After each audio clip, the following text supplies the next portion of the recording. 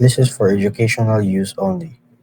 Our group grants permission for our instructor, Mr. Roldan Ardiles, to use this as educational material.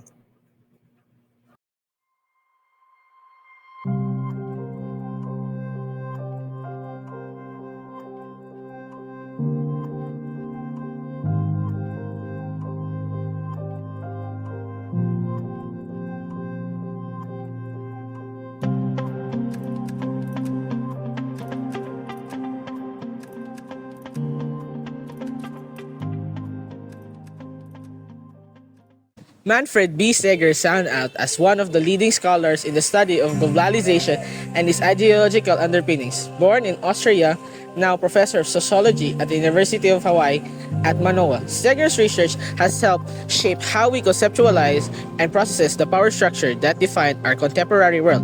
In his influential work, Ideologies of Globalization, Steger challenges at the notion of globalization that neutral or purely economic processes, instead contending that it is also a potent ideology, what he terms globalism, that shapes beliefs, identities, and policy making on the global scale, thus reframing positions globalism as a domain world of our time against which all of other ideologies must define themselves. Steger's central argument is that globalization is not only a set of objective economic or technological transformation, but a set of political ideas coherent enough to warrant the status of an ideology. He draws careful distinction between globalization, a set of interconnected social, cultural, and economic processes, globality, the condition of interconnected societies envisioned as the future of the ideal state, and globalism, the ideology that gives specific normative content to globalization, advocating liberalization, deregulation, and market integration. According to Steger, globalism operates through core conceptual claims that shape our collective understanding of reality. And in the doing so, it often privileges particular interests, especially those who dominate economic and political actors. This report will explore Steger's key arguments and the core claims of globalism, setting the stage for discussion of contemporary global governance, the distinction between internationalism and globalism, and the critical roles of global institutions such as the United Nations. Throughout, the focus will remain on providing clear, accessible narrative and integrating a range of scholarly and web-based sources to capture the richness and the contemporary relevance of Steger's analysis. Contemporary global governance can be understood as the collection of systems, institutions, agreements, norms, and policies that organize interaction and decision-making across borders in the absence of a single, centralized world government. Despite the absence of any global sovereign authority, there exists a remarkable level of order stability and predictability in international affairs. Goods and people move seamlessly across borders. International mail is reliable, delivered, and global problems like climate change and pandemics trigger collective action on a scale inconceivable a century ago. This paradox, effective governance without a world government, has led scholars and policymakers to focus on the concept of global governance. It refers to the web of laws, norms, institutions, and voluntary associations that mediate relations among states, non-state actors like national government organizations, multinational corporations, and advocacy networks, and individuals on the global stage. Rather than a strictly hierarchy, global governance functions through overlapping, sometimes competing, layers of authority, coordinations, and corporations. Steger analysis situates global governance with the larger survey of globalization's ideologies, emphasizing how idea, images, language, and values play a significant role of treaties of organizations. He draws attention to how globalism as an ideology actively shapes the evolution of priorities of governance mechanisms, pushing toward market-driven policies, deregulations, and visions of progress defined primarily by economic integrations. In Steger's view, contemporary global governance is not a politically neutral response to global challenges. It is increasingly the battleground on which ideology struggles between neoliberal, populist, and justice-centered visions are fought. New persistent challenges amplify the importance of complexity of global governance today. These include international responses to climate change, technology, effect on privacy and security, economic instability, immigration crisis, and threats to democracy and human rights around the world. Meanwhile, the COVID-19 pandemic starkly revealed the interconnected vulnerabilities of the global system and the necessity, but also the limits of coordinated transnational responses. Steger's critical lens helps us appreciate how debates over global governance are ultimately contests about the meaning, direction, and legitimacy of global itself.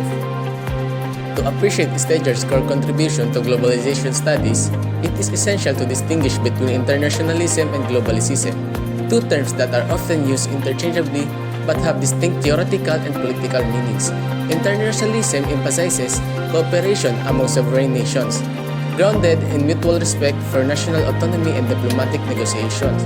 Its central focus on building alliances, treaties, and institutions, like the United Nations or NATO, that allow states to work together in pursuit of shared goals such as peace, security, or economic development without surrendering their independence. Internationalism roots extend to 19th and early 20th century peace movements and continue into contemporary calls for multilateral problem solving on issues such disarmament to humanitarian aid. Globalism, as defined by Steger, goes further, advocating the integration and interdependence of human affairs on planetary scale.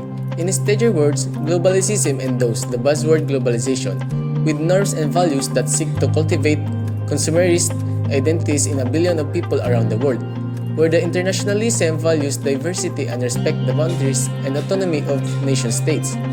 Globalism tends to promote a unified global economy, the spread of free markets, and a vision of global community that sometimes come at the expense of local cultures and national sovereignty. Steger critiques globalism for its role in shaping the dominant ideological narrative that the liberalization and integration of market is both inevitable and beneficial for all, that no one is truly in charge of globalization, and that democracy and prosperity naturally follow from economic liberalization.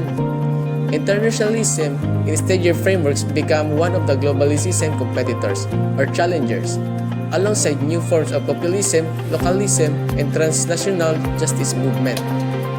Analytically, the globalism-internationalism distinction matters because it frames our understanding of how the world can be organized, whose interests are prioritized, and where legitimacy is found in the management of global affairs.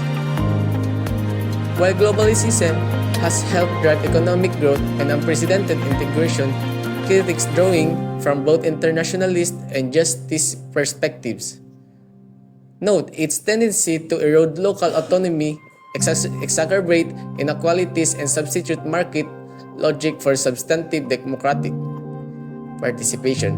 As the 21st century progresses, the challenge for global governance will be to find a working balance between globalism, push for planetary integration, and internationalism, defense of sovereign diversity, and collective cooperation. At the heart of contemporary discussion is the question, what exactly is global governance? Steger, alongside many political theorists, describe it as a symbol of rules, norms, institutions, and practices that structure and regulate transnational relations in the absence of an overarching global government. Global governance is not a specific institution but an evolving system, a web of interacting state and non-state actors, formal organizations, informal groupings, and unwritten rules that shape how collective problems are identified, debated, and addressed. In practice, global governance is evident in areas such as international law, environmental protection, trade regulation, arms control, human rights, advocacy, and management of pandemics or financial crisis. Its defining qualities are plurality and decentralization. Authority is dispersed among states. Intergovernmental organizations, IGOs, non-governmental organizations, NGOs, corporations, and increasingly networks of experts, social movements, and philanthropies. The evolution of global governance reflects shifting ideas about who should have voices and whose interests should be considered in solving collective problems. The evolution of global governance reflects shifting ideas about who should have voices and whose interests should be considered in solving collective problems. Historically dominated by states and a handful of powerful countries, governance is now a more fragmented and contested landscape, with rising influence of international agencies like the WTO and WHO, advocacy coalitions, and regional groupings such as the European Union or ASEAN. Some scholars speak of multi-stakeholderism, the growing norm that solutions should include voices from business, civil society, and academia alongside traditional government representatives. Crucially, Steger's work argues that global governance does not emerge in political vacuum. Instead, the ideological undercurrents, especially those associated with globalism, shape what challenges are prioritize, what solutions receive support, and whose normative vision of the future guides collective actions. Those debates over global governance are also debates over economic models, democratic standards, cultural values, and the role of markets vis-a-vis human rights and environmental limits. While global governance has achieved important success from peacekeeping to environmental treaties, it faces significant frustrations such as institutional fragmentation, competition among overlapping mandates, underrepresentation of developing nations, and constitution over authority and legitimacy. As a global challenges grow in complexity, the need for coherent, flexible, and inclusive governance structures has never been more pressing. The institutions that govern international relations play a pivotal role in organizing global governance, shaping interactions between states and addressing issues that no nation can tackle alone. These institutions take various forms: intergovernmental organizations, international treaties, court systems, and informal coalitions. Intergovernmental organizations like the United Nations, International Monetary Fund, World Bank, and World Trade Organization have primary responsibility for guiding international cooperations on a wide range of issues.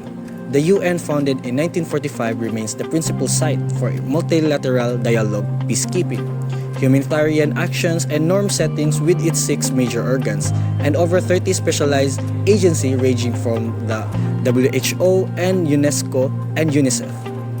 The IMF and World Bank help stabilize global economy, relation, and foster development, especially in the post-war period. And into the 21st century, they provide loans and set policy conditions and collect research that influences national and regional strategies for growth and stability.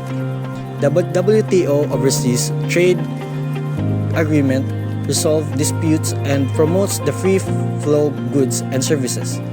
Its dispute settlements body in particular influential and in upholding international trade rules. Regional organizations such as European Union, Association of Southeast Asian Nations, African Union, and many other complement global institutions by addressing region-specific issues, harmonizing standards, and promoting collective security, development, and integration. Military alliances like NATO and various security pacts play a key role in collective defense, while functional organizations tackle challenges in areas like health, WHO, labor standards, and environmental protection. Courts such as the International Court of Justice and International Criminal Court adjudicates dispute, set legal precedents, and enforce accountability for war crimes and human rights abuses. NGOs like Amnesty International, Human Rights Watch, and Médecins Sans Frontières contribute an agenda-setting advocacy, service delivery, and monitoring compliance with the international standards. Steger works highlights how these institutions are not simply technical bodies but act as arenas where ideological battles are fought and where globalism's push for markets liberalization, democracy, promotion, and security priorities is contested and shaped. The effectiveness of these institutions depends on their legitimacy, inclusivity, adaptability, and resource base, and struggle over representation, funding, and authority remain contentious, especially between global north and south. These institutions also shape everyday life in less visible ways, standardizing everything from air traffic control to food safety and labor rights. As global integration deepened and challenged to adapt these institutions for greater equity, accountability, and responsiveness to the diverse societies that comprise the world community. The United Nations stands as the most visible and comprehensive institution of global governance, central to both of practices and the ideology of globalization. Its multiple roles and functions cut across security, development, human rights, and humanitarian action, and norm creation, promoting the peace and security. The UN primary function is to maintain the international peace and the security through diplomacy, conflict resolution, peacekeeping, and the collective action against aggression. The Security Council, with its 5 permanent and 10 rotating members, makes binding decisions on these matters, while the General Assembly provides a forum of broader dialogue and non-binding recommendation. Advancing sustainable development, the UN leads the global push of sustainable and equitable human development. Its Sustainable Development Goals (SDGs) adopting in 2015 provide a shared blueprint of indicating poverty, advising gender equality, fostering inclusive economic growth, and addressing environmental challenges like climate change. Key agencies UNDP, UNICEF, WHO, UNEP implement program and coordinate supporting globally. Defending human rights through declaration like the Universal Declaration of Human Rights 1948 and the ongoing work of the Human Rights Council and OHCR fucking shit. OHCHR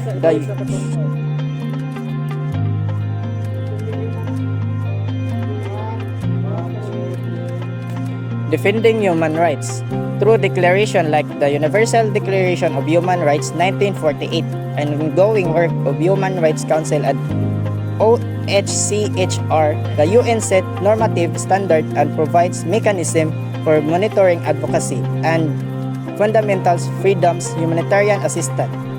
The United Nations responds to crisis from natural disaster to conflict by providing food, medical aid, shelter, and protection via agencies like the World Food Program, WFP, UNICEF, and the Office of the Coordination of Humanitarian Affairs. Norm development and policy coordination, the UN functions as a norm entrepreneur, creating and diffusing the international standard of issues such as nuclear proliferation, child welfare, environmental protection, and the global public health. Through conference, summit, and global compacts like the Paris Climate Agreements, the UN mobilized state, civil society, and the business is shared policy endeavors. Steger emphasized that the UN is not merely a passive arena but the crucial actor in shaping globalization, course, and content. It is a both forum for consisting and negotiating ideological vision between neoliberalism and justice globalism, and agent implementation for prevailing framework defined by globalism marketing centered promoting universal human rights (SDGs) and respecting diversity, sovereign cultural differences with its effectiveness depend on member state willingness to cooperate and fund its activists. Critics point to the UN limitation veto power in the Security Council depends on donor state limit enforcement capabilities and accusation of bureaucracy of efficiency while supporting highlights and unique legitimacy convening power and record of facilitating peace. Development of human assistance globally as the move into even more interconnected century, the UN remains both indispensable and its urgent need of reform to meeting new threats and opportunities posed by rapid globalization. Manfred Stinger's Ideologies of Globalization provides a powerful lens through which to understand not only the process but the ideas and struggles that drive our contemporary world. Stinger's refined globalization as not merely a set of economic or technological transformation, but as a full-fledged ideology, globalism, which six core claims now shaping global policies, corporate strategies, market integration, inavailability, lack of central control, universal benefit, the spread of democracy, and the necessity of global war on terror. Though these frameworks, we see how debates about global governance, how the world is managed without a global government, are also debates about whose vision of the future will prevail, whose interests are served, and whose voices are heard.